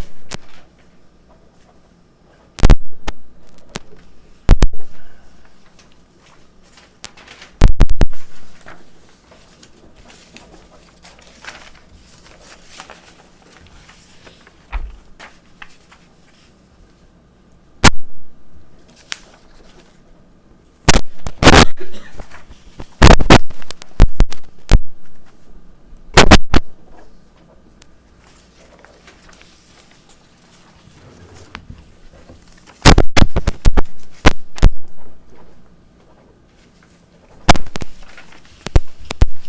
are the complete ones.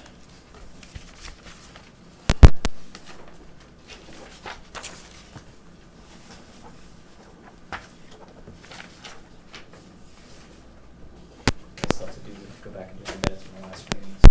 How many is there? 7 of them? How many do we do? 7. It's like 8, 4, 6, 7. Okay. All right. We might have That's 4. signed 8, but Yeah, only 7 might get posted. 7 copies in that original. Thank you, sir. You're welcome. On the, originally on the agenda, we had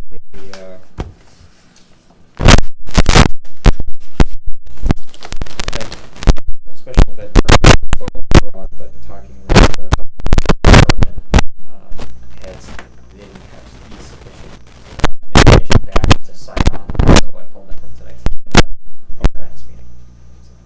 All right then.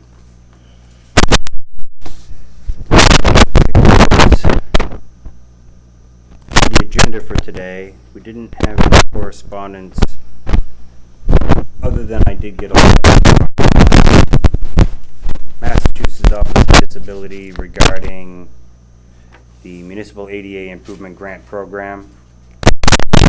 So, Massachusetts Office of Disability is pleased to announce the Municipal ADA Improvement Grant Program application and selection process for year 19. Eligible applicants include any Massachusetts city or town. These grants will support capital improvements specifically dedicated to improving programmatic access and removing barriers encountered by persons with disabilities in applicant facilities throughout the Commonwealth. Project grants of up to $250,000 will be awarded to successful applicants to remove barriers and create and improve accessible features and programmatic access for persons with disabilities throughout the Commonwealth. Planning grants will also be awarded to assist a community in creating or updating a self-evaluation or transition plan required under Title II of the ADA. There's more, but it's just state letter. If you want, you can ask for a copy of it.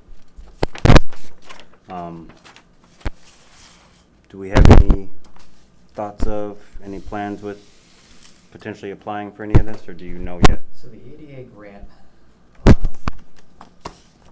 been trying to kind of scratch my head on it to see if there's anything that we really have outstanding that might be a good talk. I know that normally they want to see transition plan.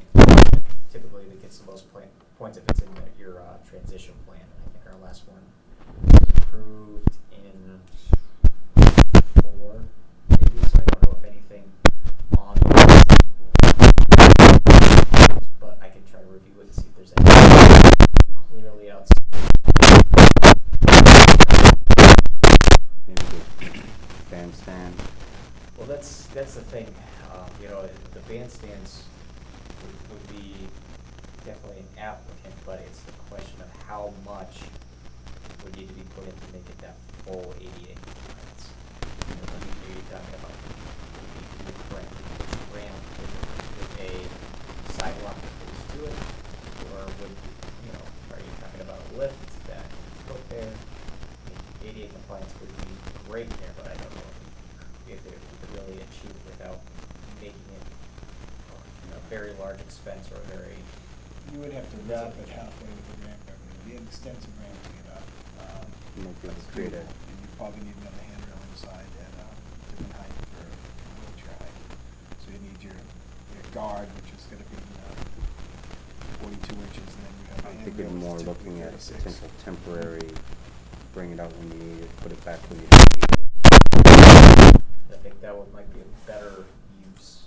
So for that amount of money, you might be able to get something that can be stored. Yep. Then for an event, have it brought out, set up, have a certain railing section that gets removed for a lift to allow access. You know, in other words, 250,000 might be able to do all of that. Right.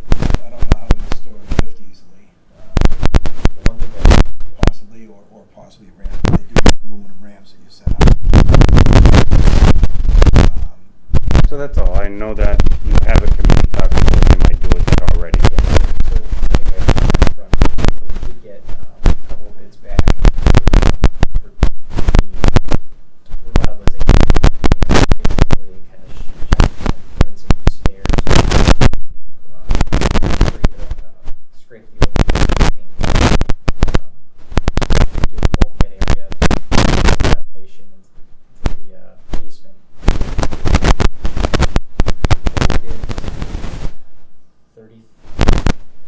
About $30,000 was the low bid. Right now they have a contingency of $70,000. We had a post-bid meeting or that pointed out that one covered under the scope of work, so the contractor who had the low parent bid without, we haven't signed any contracts, kind of give it a change order to the amount of what the approximate cost would be. There was one item that kind of threw the budget off the water a little bit.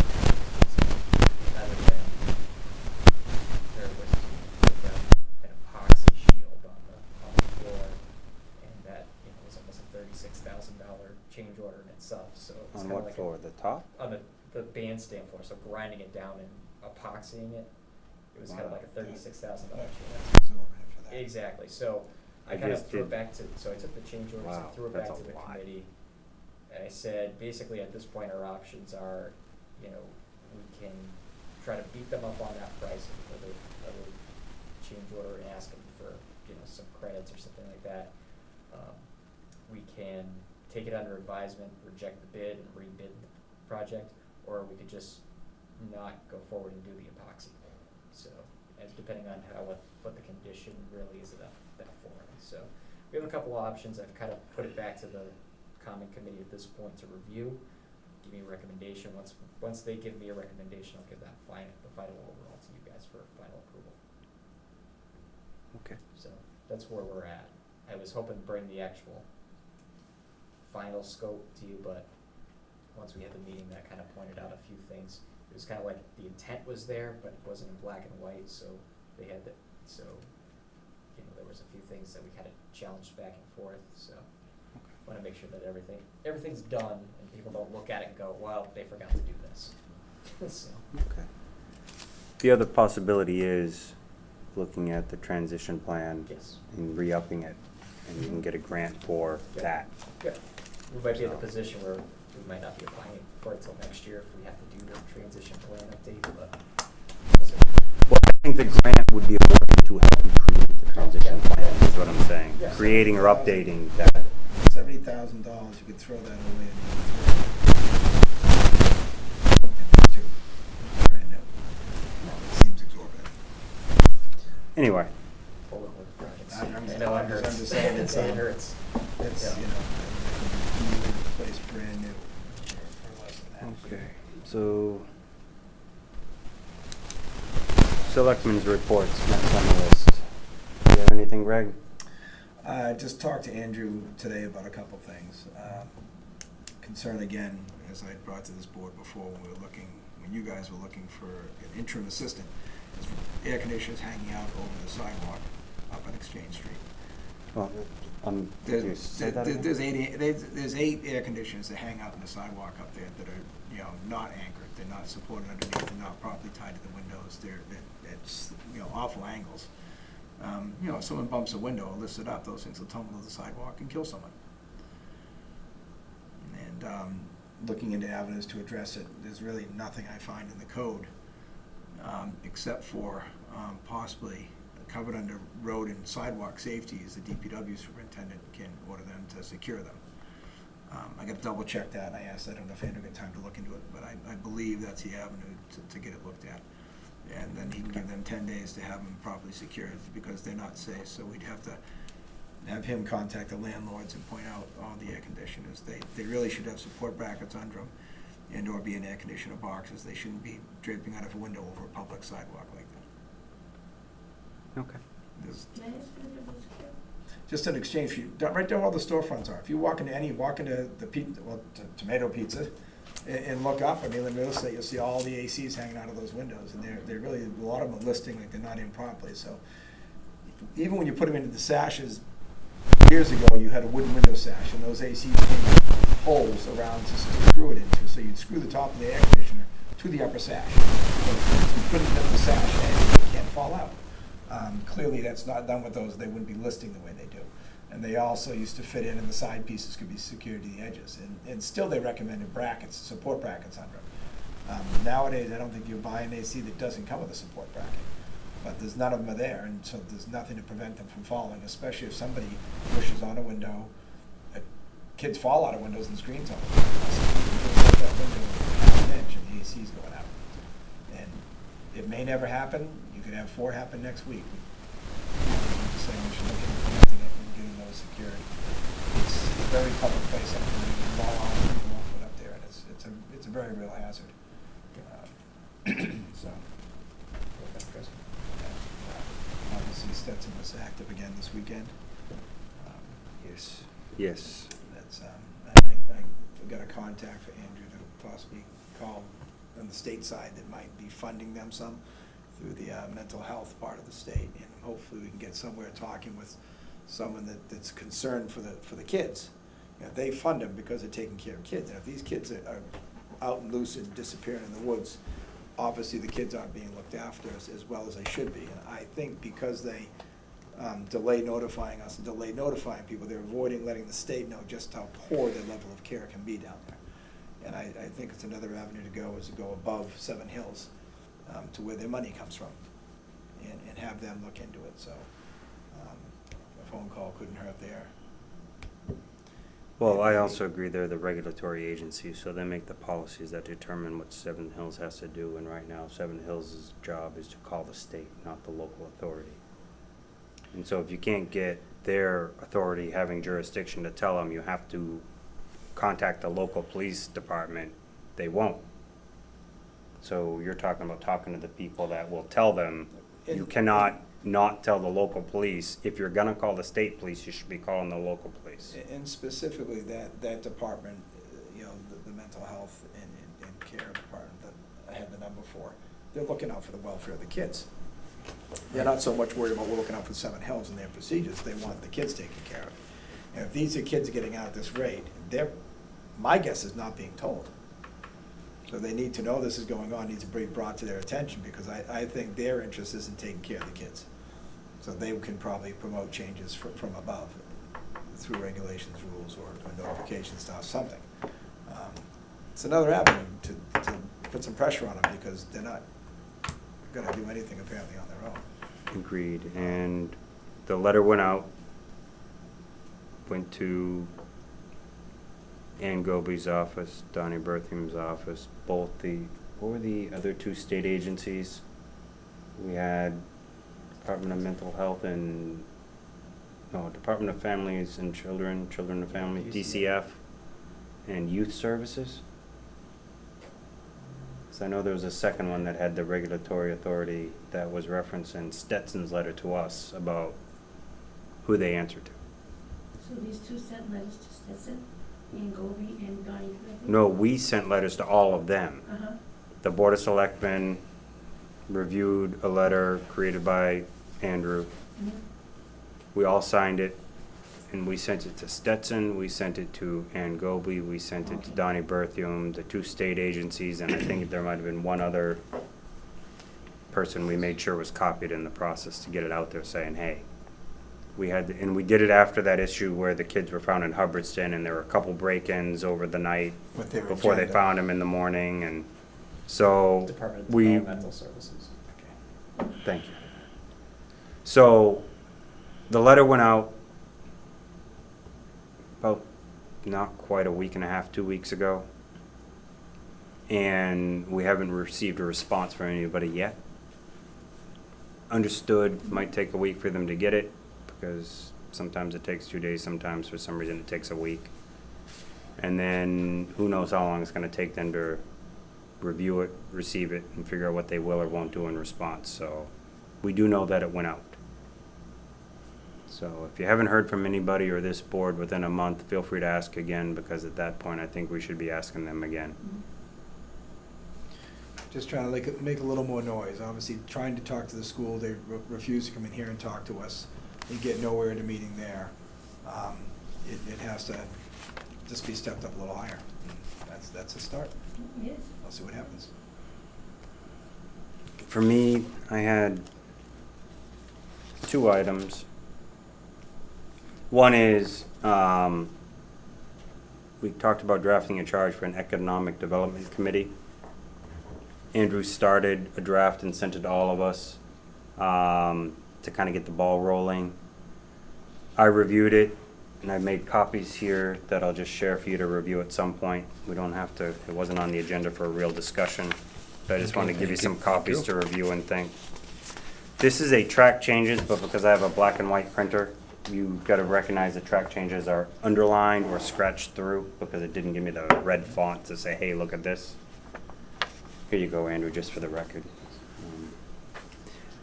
So he created a really good baseline to work off of, and then as I do in my life, I review things and then mark it all up a whole bunch and add a whole bunch of things, and that's what I do for a living, in a way. So I just added a lot of things that, for me, I would just like to see in committees in general. Kind of get more into the details of their role, who they speak, who they answer to, who they share with, how they develop their own hierarchy, chairman, things like that. Terms. This is not something that's intended to be a one-time charge. It's intended to be, again, another committee, if we can get the right people involved, that will continue to work with the town and help us find ways to economically develop that work for the people that live here, and in a way work for funding what the town needs funded. So you kind of need both to make it happen. I do believe that economic development also does work with the planning board, zoning and all that a lot too. You need to look at areas and grow with it. But I believe economic development is actually a Board of Selectmen thing where we work with the planning board. It's not economic development being a division of the planning board. So I kind of rewrote some of the words you wrote here more to say that you're working for the Board of Selectmen to, so if we say, could you go get this info or could you help us with this? And then the planning board says, ignore them, no, go do this. They're not trying to figure out what board they answer to. So I spoke more to you answer to the Board of Selectmen, but you also work with and advise the planning board. You work with them, you share information. It's not a hold it back, don't share your information. It's don't feel like you're getting direction from a whole different bunch of boards. And that's just my personal opinion, is it was something that I thought needed to be clarified, because I also clarified in the beginning that this Economic Development Committee's role would also be working with the Regional Economic Development Planner that Hardwick got the grant for, and we agreed to the first year of 4 or 5 towns? 5 towns working under a regional economic development planner to try to come to more regional things at work. But also we got a grant to have an economic development plan created, or at least the first stages of a plan created that CMRPC is going to work with us on, that's specific to Barre only, not for the region. So this group would be timely to get the right applicants involved and get started sooner than later, whether it's from the business community, the farming community, whether they're familiar with infrastructure, whether they're familiar with zoning. All of these people can play good roles in economic development because they can all bring something from different areas and kind of build the committee to help us. They could also just use someone that understands accounting and finance. I mean, that always helps. You know, someone can say, hey, this all works, and someone says, yeah, but if you amortize that, it doesn't make sense. You know, things like that. So I'm looking for generally anybody that wants to help Barre business succeed within the framework of what the town wants. So in other words, it's not, hey, this will work, just put it here and make it happen. So we need a balance on this committee. Andrew suggested 7 people on the committee. I suggested 5 because I don't know if we'll get 7. And I also think 5 might be enough for right now. Maybe 7 becomes important when we really start building. That was just my thoughts. We'll get into discussions later. I just kind of wanted to lay it out. What we're trying to do, and hopefully at the next meeting we'll put this on the agenda and maybe actually get a charge discussed, approved, and then be looking for applicants. Unless the board disagrees, if anybody's interested in applying, I don't see any reason why you couldn't start the application process now and just get it on file. I'd hear from any of you if you disagree with that and you'd rather wait for the I'd charge say to be final. 5 and 2 alternates, so we can still take up to 7 if we want, and that way if somebody decides to drop out or can't make meetings, we'll still have enough people to Okay. move forward. So why don't we say 5 and 2 alternates, and otherwise, I like it how it's written. Alright. This will be on the computer. Put it on the town's website, we'll advertise it through the Facebook page. Yeah.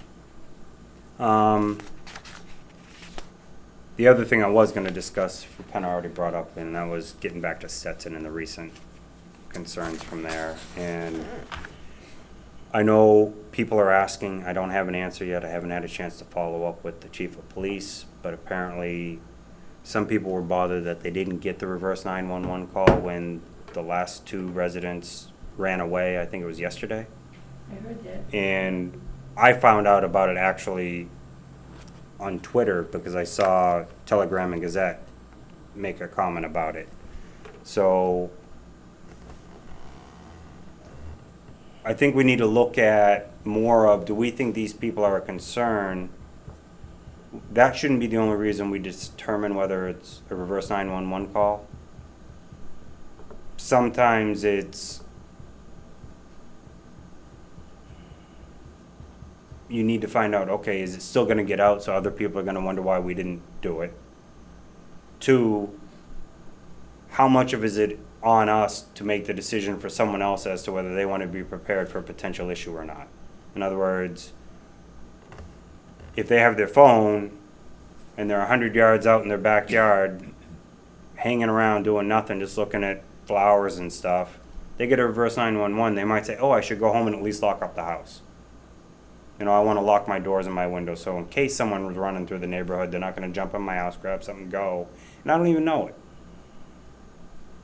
These are things that we need to be able to give our community some heads up and let them decide for themselves what they want to do about it, not make the decision before they have a chance to determine, is it safe? Because you don't always know what their concern is. These runaways may not have been any type of threat to the public when it comes to violence, hurting someone. They might have just been running for the sake of running. It doesn't help though if you don't tell people that someone is looking to be helped. You know, in other words, if someone's running away, my feeling is the police shouldn't not tell people, because if people see them, they're going to help you find them.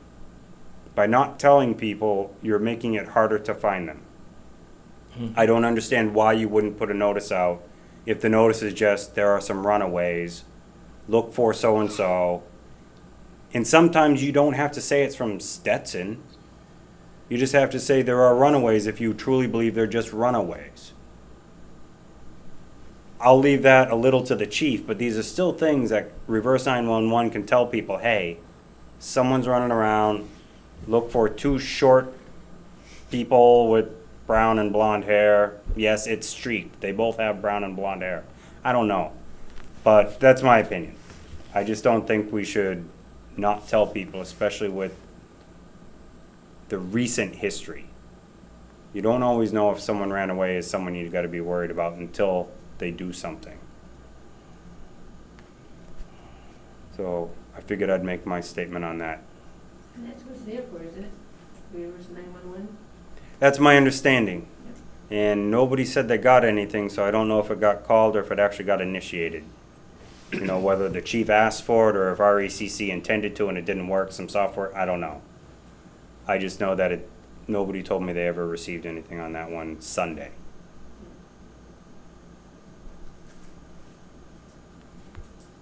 So, I have nothing more to add. Do you have anything? No. Any last comments? I just had a few things I just wanted to pass along to you guys. Just wanted to make the announcement too that as part of the FY19 state budget, we got a $25,000 earmark for the fire department for equipment and apparatus. It's pretty very, I kind of had this discussion with Andy at the beginning of the budget season about a lot of the big capital items that we had coming up in the capital plan, between the need for a pumper, need for forestry, and future need of an ambulance, and how the fire department could be a real, let's say, And a fire station. and a fire station, but that could be a real burden on us going into the future, so anything that they could advocate for. They put the $50,000 originally in, because that's what I had listed for the forestry vehicle. I thought it could be, doable, and I think once it came out of conference committee, it got hacked down a little bit, but $25,000 should at least give us a good start. Okay, that's good. As I had said before, the online permitting, I'm working hard to try to get that up and going. I'm hoping that once Sandy starts on the 14th, that I can focus on a little bit more on it. Hopefully get it up by the end of the month. So a few more things I just got to work on with that. Right now, the state has a housing capital grant. It's a capital grant application related to housing improvements for towns of less than 7,000 people.